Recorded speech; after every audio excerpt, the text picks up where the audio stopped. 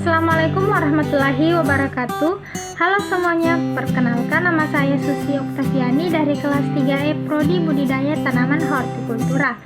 Nah, dalam video kali ini saya akan menjelaskan materi mengenai manajemen UMKM atau usaha mikro, kecil, dan menengah.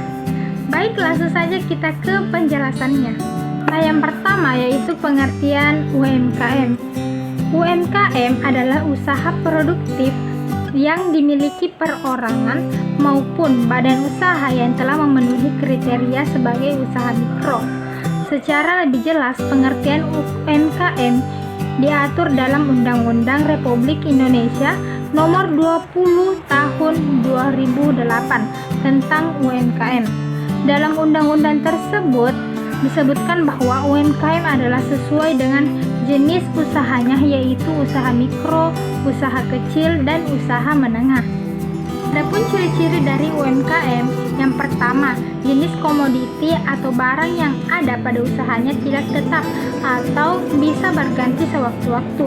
Yang kedua, tempat menjalankan usaha bisa berpindah sewaktu-waktu. Yang ketiga, usahanya belum menerapkan administrasi, bahkan keuangan pribadi dan keuangan usaha masih disatukan. Yang keempat, sumber daya manusia atau SDM di dalamnya belum punya jiwa wirausaha yang mumpuni atau sesuai kemampuan yang baik. Yang kelima, biasanya tingkat pendidikan SDM-nya masih rendah. Selanjutnya, mengenai pengembangan dan perkembangan UMKM di Indonesia. Di Indonesia, posisi usaha mikro, kecil, dan menengah atau UMKM telah lama diakui sebagai sektor usaha yang sangat penting karena berbagai perannya yang real dalam perekonomian, mulai dari share-nya dalam pembentukan BPD sekitar 63,58%, kemampuannya menyerap tenaga kerja sebesar 99,45%, atau sangat besarnya jumlah unit usaha yang terlibat, yakni sekitar 99,84% dari seluruh unit usaha yang ada. Sehingga pada share-nya yang cukup signifikan dalam jumlah nilai ekspor total yang mencapai 18,72%.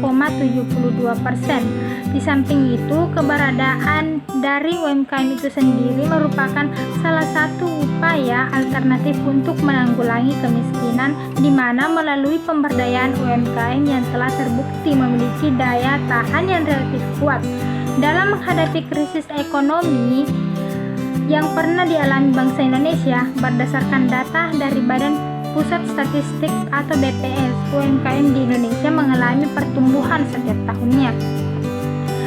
Pada tahun 2010, jumlah UMKM ada sekitar 52,8 juta pada tahun 2018. Bertambah menjadi 64,2 juta usaha.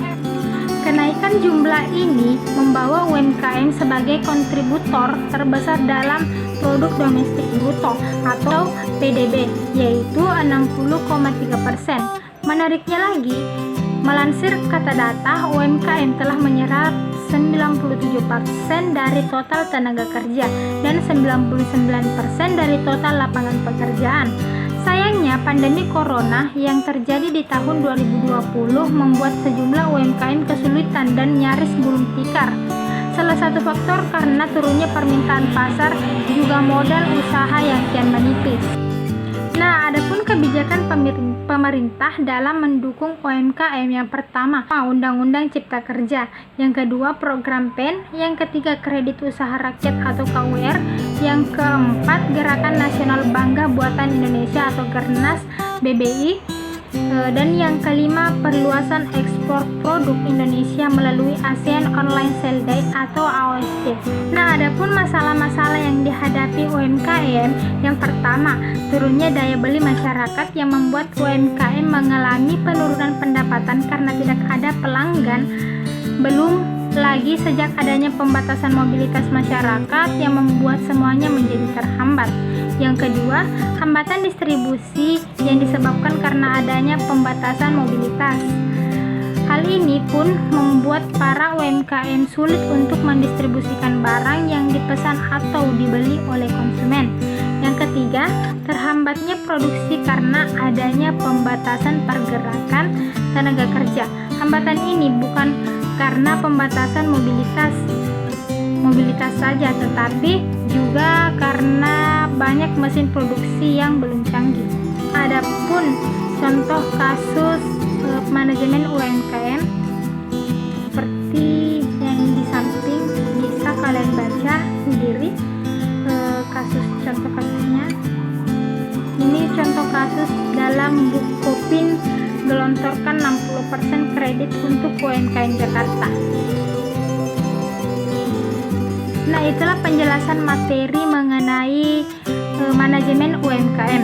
Semoga video ini dapat bermanfaat bagi kalian semua, dan saya akhiri dengan ucapan Assalamualaikum warahmatullahi wabarakatuh.